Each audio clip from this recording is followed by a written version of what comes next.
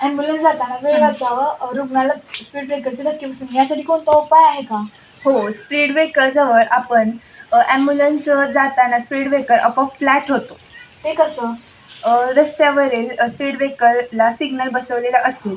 ॲम्ब्युलन्समध्ये RFID tag बसवलेला असेल. जो ॲम्ब्युलन्स जेव्हा रस्त्यावर स्पीड ब्रेकरजवळ येईल तेव्हा तो सेन्सर सिग्नल ओळखतो. अच्छा, म्हणजे सेन्सर ओळखल्यानंतर तो हायड्रोलिक सिस्टीम सक्रिय होते आणि त्यामुळे स्पीड ब्रेकर खाली सरकतो, म्हणजेच फ्लॅट होतो आणि ॲम्ब्युलन्स गेल्यानंतर ते स्पीड ब्रेकर पुन्हा वर येतो, बरोबर?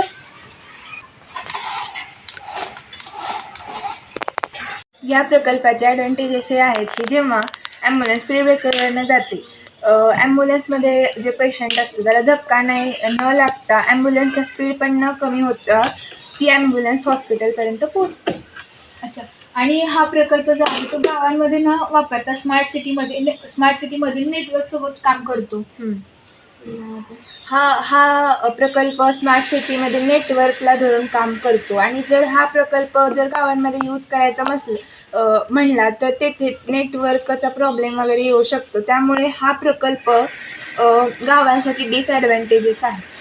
आणि हा प्रकल्प जो आहे तो कॉस्टली, म्हणजे जास्त कॉस्टली नाही आहे. सो आपण हा प्रकल्प कमी पैशांमध्ये पण करू शकतो. हा प्रोजेक्ट इंटेलिजंट रोड सिस्टीमचा एक भाग आहे जो की हेल्थ, ट्रॅफिक सेफ्टी दोन्ही सुधारतो.